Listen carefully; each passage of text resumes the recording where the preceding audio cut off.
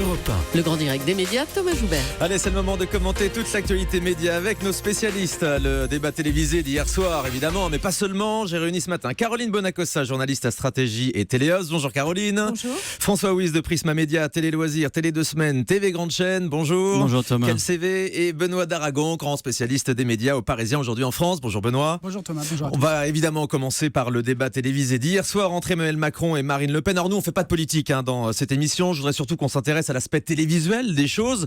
On peut peut-être commencer par la prestation des deux présentateurs qui étaient très commentée à la fois sur les réseaux sociaux, sur notre télérépondeur à l'instant. Nathalie Saint-Cric et Christophe Jacubizine ont-ils été à la hauteur ? Est-ce que quelqu'un a entendu le son de leur voix pendant ce débat, Benoît Daragon ? Ah, ils étaient là ? Moi, je ne les ai pas vus, je ne les ai pas beaucoup entendus. Non, ils avaient une tâche absolument impossible puisque Marine Le Pen a décidé de dynamiter le débat dès la première seconde. Donc, ils ont fait pâle figure. Impossible pour eux de s'imposer. Moi, j'ai beaucoup aimé les tentatives. Le visage, l'expression sur le visage de Nathalie Saint-Cric qui avait l'air désemparée de ne pas se faire entendre et d'assister à ce carnage en direct. Donc, c'était très compliqué. Cela dit, elle a été un peu plus présente que Christophe Jacubizine qui, pour le coup, a été Ils ont été résistant. mauvais, faut le dire franchement, François Ouiz. Oui, mais pas totalement d'accord avec Benoît. C'était pas mission impossible, c'était pas facile puisqu'en effet Marine Le Pen voulait dynamiter le débat. Je pense qu'il y a un problème de casting de ces présentateurs. Animer un débat d'entre-deux tours, j'allais dire pour prendre un parallèle, c'est comme tout le monde ne peut pas animer The Voice. Je pense que tout le monde ne peut pas animer un débat d'entre-deux tours. Ce sont d'excellents journalistes politiques, des éditorialistes. C'est pas des meneurs de jeu. Je pense que Pujadas Boulot ou Pujadas Calvi ou non, Ils auraient été meilleurs. Ils auraient peut-être pas été au top, mais au moins ils auraient pu essayer un moment de s'arrêter, de dire bon, écoutez, maintenant il y a une règle du jeu, on va essayer de la jouer. Mais l'exercice est très difficile, surtout avec deux mais belles il est médiatiques difficile, comme mais Marine pas Le Pen et Emmanuel mais de Macron. toute façon, c'était perdu d'avance puisqu'ils n'avaient pas à la base le profil de meneur de jeu. C'est la preuve que cette idée de la parité à tout prix était une. Pujadas Boulot aurait été meilleur, Caroline. Non, Pujadas et Boulot n'auraient pas été meilleurs. Je crois qu'on oublie une chose importante, c'est que dans ce débat d'entre-deux tours, on n'est pas face à des meneurs, on est face à des modérateurs. Et si vous regardez l'historique de tous les débats depuis 1974, c'est ce qui se parle, c'est ce qui se passe. La parole est aux débatteurs et ils ont face à eux des modérateurs Oui, enfin, Ils peuvent imposer un minimum de règles du jeu quand même. Qui jouent un rôle malheureusement Caroline. de pendule et Julie. Non, Caroline, c'est un peu court de dire ça. Il y a un rôle de J'aurais modérateur. pu être là. Non, Vous auriez pu faire la pendule. mais si vous Caroline, avez regardé le débat, ils ont été là. Caroline, Et quand ils sont c'est intervenus, ça a été les moments qui étaient Non, les plus c'est un peu court. Non, mais quand ils sont cacophoniques. Il y a eu intervenus- plusieurs fois 20 secondes de cacophonie absolument ahurissante, tellement on était face à un corps à corps et à une agressivité délirante. Mais quand ils sont intervenus pour siffler la fin de la récré, ça ne servait à rien. C'était reparti dans des face-à-face et dans des invectives. Donc même quand ils ont essayé d'intervenir, ça ne marchait Il n'y avait pas. pas Les de seuls- respect. Pardonnez-moi, effectivement, elle avait décidé de dynamiter le débat Marine Le Pen, mais même Emmanuel Macron, qui était peut-être plus dans la réserve, il n'y avait pas de respect, on ne les écoutait pas, ils étaient on les totalement écoutait pas. méprisés.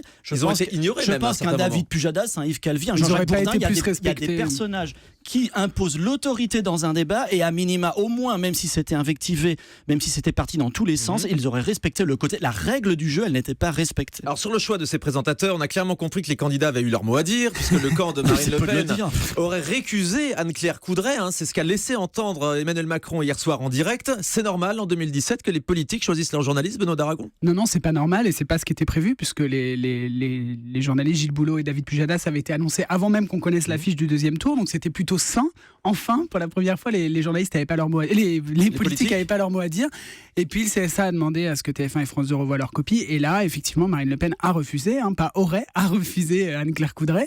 Et donc du coup, on se retrouve avec les chefs des services politiques des deux chaînes. Et ça participe de ce mépris des modérateurs, comme tu dis, ou des arbitres, puisque de toute façon, c'est choisi par les politiques, sous-entendu pour qu'ils les laissent débattre entre eux et qu'ils laissent le combat de Ils catch ont choisi se les dérouler. moins incisifs, vous pensez, Caroline Bonacossa ? Moi, je serais moins dure que vous. Je trouve qu'effectivement, laisser un débat avec, comme Christophe Jacubizine l'a dit sur votre antenne hier, laisser un débat avec deux hommes, sachant qu'il y avait une femme et un homme sur le plateau qui débattaient, cela aurait fait 3 hommes face à une femme. Et moi, j'aurais trouvé ça choquant. Et je trouve que le CSA, qui est garant de la parité sur une antenne publique, ce n'était pas une chose possible. Mais en revanche, j'aimerais revenir plutôt sur un point très positif et démocratique de ce débat. Ça a été la présence des plans de coupe et des plans que Christian Carnet, qui les a obtenus, le réalisateur appelle des plans d'écoute. Et c'est cela nous a permis, pour la première fois depuis les débats en voir la réaction 74, de l'autre candidat. Et donc, on a vu les rictus, les sourires forcés. La panique, parfois. Mais évidemment, les fiches. la bouteille d'eau. Et je trouve que, heureusement que dans ce débat qui était aussi tendu et qui était vraiment un match de boxe terrible, heureusement qu'il y avait ces contre-champs qui nous permettaient en tant que téléspectateurs de palper cette tension. Oui, vous avez trouvé ça plus moderne, Benoît d'Aragon? Ah oui, c'était plus l'ORTF. On avait fait un bond au 21e siècle. Enfin, parce que ces plans de coupe, ils avaient disparu depuis 1980. La dernière fois qu'on les en candidats avait les vu, refusaient. c'est ça. La dernière fois qu'on les avait vus, c'était en 1974. Et clairement, je ne sais pas comment aurait été la soirée sans ces plans de coupe. Vu le ton, vu les invectives, vu les face-à-face, franchement, ça aurait été irregardable s'il n'y avait pas eu ces plans d'écoute. Et cela dit, ça n'est pas allé de soi, puisque jusqu'à hier matin, il y a eu une négociation entre la production, les chaînes et les staffs des candidats qui n'étaient pas pour au départ. Enfin, le staff de Marine Le Pen qui n'était pas pour être précis. Exactement, c'est le staff de Marine Le Pen qui s'y opposait. Un petit mot sur l'audience, 15 100 000 téléspectateurs sur TF1 sur France 2, c'est moins qu'en 2012. Oui, alors on n'a pas l'audience de BFM TV, encore qui sera peut-être pas stratosphérique, mais effectivement c'est moins. Ça va être consolidé par les chaînes info bien sûr, et puis surtout TF1 qui bat France 2, et pourtant France 2 a joué les prolongations de son journal, ils se la sont joué chaîne info en rendant l'antenne juste avant le générique, donc on pensait que ça allait favoriser France 2, et pas du tout. TF1 les bat de 1 million de téléspectateurs. Alors est-ce que ça c'est pas symptomatique? On voit que TF1 a réussi à reprendre la main sur la politique pendant cette campagne électorale. Est-ce que France 2 a fait une mauvaise campagne, François Wyss? Alors moi je dirais match nul, parce que TF1 clairement avait une revanche à prendre sur 2012, ils étaient passés à côté de la présidentielle, ils ont dégainé le débat à 5, ils ont fait 2 excellentes émissions la semaine dernière qui s'appelait 2017 le débat, là où chacun pouvait exposer son programme. Mais France 2, quand même, on l'a vu lors de la soirée électorale, a quand même réussi à faire une bonne soirée. C'était légèrement devant, ouais. Oui, alors bon, ils ont donné des moins bons chiffres, enfin les estimations, mais ça c'était plutôt l'Institut de sondage. Mais j'irais match nul, c'est quand même dans l'émission politique, on a vu des moments importants quand même dans cette campagne. Oui, ça a marqué la campagne. Et France 2 quand même, pardonnez-moi, mais a quand même réussi à sauver sa présence hier soir, puisque c'était pas gagné au départ. TF1 un temps envisageait de faire son débat peut-être avec BFM TV, sans France 2. Ouais, des chaînes privées et peut-être un autre débat avec les chaînes publiques. Match nul. Benoît d'Aragon. Oui, enfin je vous trouve un petit peu sévère quand même. C'est-à-dire que TF1 a réussi des événements. Bon, ils en ont fait 6. Ils en ont fait 6 durant cette campagne qui sont évidemment très réussis, et là-dessus ils ont événementialisé leur grille. Avec des audiences incroyables pour le débat à 5 par exemple. Exactement, avec des grands moments de télévision. Et après France 2 a fait un travail régulier de traiter la campagne depuis le mois de septembre, avec des grands rendez-vous, avec des émissions politiques, avec tous les candidats des primaires. C'était des moments importants. Des dispositifs très décriés, on l'a vu avec l'émission politique de David Pujadas et Léa Salam et Caroline. Oui, alors c'était très décrié, c'était un format qui a été intéressant, avec effectivement 15 minutes pour convaincre. Moi je pense que, revenons quand même à quelque chose d'évident, France 2 est une chaîne qui fait de la politique d'une manière régulière. TF1 a réussi à événementialiser son antenne pour la présidentielle, mais la politique est davantage dans l'ADN de France 2. En revanche, ce que je voudrais noter, c'est qu'hier soir, j'ai été marquée en regardant les JT de TF1 et de France 2, et je peux vous dire que le gagnant, la chaîne gagnante de cette élection présidentielle, c'était les chaînes info et c'était BFM. On avait l'impression, pendant le journal de Gilles Boulot et pendant le journal de David Pujadas,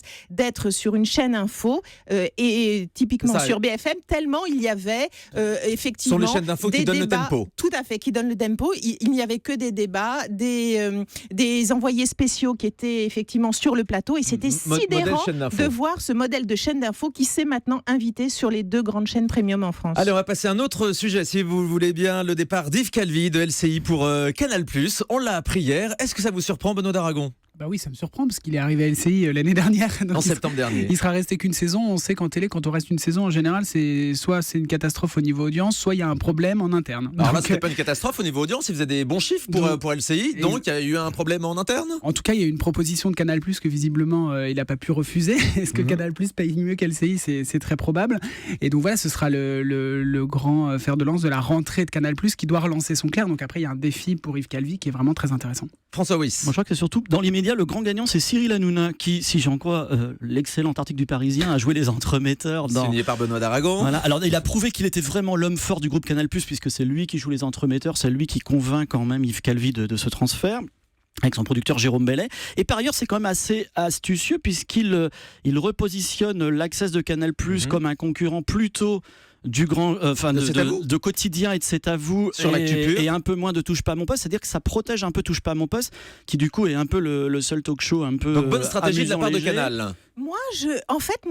Mon sentiment, c'est que c'est un peu tout de même un échec, et pour Yves Calvi et pour LCI. Ah oui Pour une chaîne comme LCI, avoir oui. fait venir Yves Calvi, qui était resté 15 ans à France 5, et donc je pense qu'il a fait la preuve du caractère fidèle qu'il peut avoir par rapport à une antenne, qu'il parte au bout d'un an, pour moi, c'est un échec, et c'est dommage, parce qu'on sait à quel point, d'ailleurs, Thierry Tuillier, le patron de LCI, avait dit à quel point la chaîne était devenue Calvi dépendante, et donc ce départ au bout d'un an est pour moi un échec d'LCI, mais c'est aussi un peu un échec d'Yves Calvi, parce que partir au bout d'un an, on sait très bien qu'on ne peut pas installer quelque chose au bout d'un an, et moi je trouve que ça dit beaucoup surtout de la fragilité des chaînes en ce moment, et de réactions qui sont parfois, et de décisions qui sont prises au point levé, et d'ailleurs on avait pu voir comment Yves Calvi était parti de France 5 dans un très bon papier de Véronique Groussard, qui avait détaillé à quel point c'était une décision immédiate et politique. Oui, politique et aussi financière, on peut se dire ça. Je suis pas sûre que ce soit l'argument principal, la finance. Bon, en tout cas, c'est un coup dur pour LCI, Benoît. Oui, c'est un coup dur principe, mais moi je m'interroge quand même à 2 points sur la stratégie de Canal+. C'est que je croyais que Leclerc n'était pas très intéressant pour Canal+.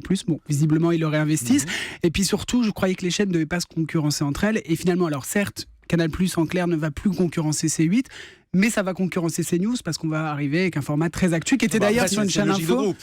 Bah non, justement, la logique de groupe, c'était plus concurrencer les chaînes. Et là, il est très probable que Canal+. pourrait se dire que LCI fait concurrence à Quotidien sur le même créneau. Après, c'est vrai, ils ont plusieurs chaînes dans le Sauf que leur groupe. Quotidien est beaucoup plus léger, beaucoup plus dans l'infotainment que va être Yves Calvi. Mais donc, Canal+ bouge encore, François Oui, Wyss et ce qu'il faudra voir à terme, c'est ce que Canal+ a mis dans la corbeille de la mariée, parce qu'on nous dit l'access de Canal. Je sais qu'un autre grand présentateur, animateur a été démarché pour cet access. Mais qui Et qu'on lui promet. Donnez-nous le nom, Un François. certain Stéphane B. Stéphane Bern pour l'access de Canal+. Et qu'on lui promettait peut-être dans la corbeille de la mariée des choses sur C8 aussi. Donc est-ce que Yves Calvi, alors Yves Calvi, la radio, il est déjà bien occupé, mais est-ce qu'on lui promet pas aussi à terme des choses que le groupe TF1 n'était pas en mesure de promettre, c'est-à-dire une présence sur 2 antennes, plus de visibilité, ça c'est une évidence. Même si le pari est risqué, LCI c'est formidable, ça pèse 200-300 000 téléspectateurs, c'est quand même, ils ont progressé, mais ça reste quand même assez peu visible sous les radars, quoi. Du côté de Canal, il paraît aussi qu'on va beaucoup aller Sandra Sublet en ce moment dans les couloirs, selon mes informations.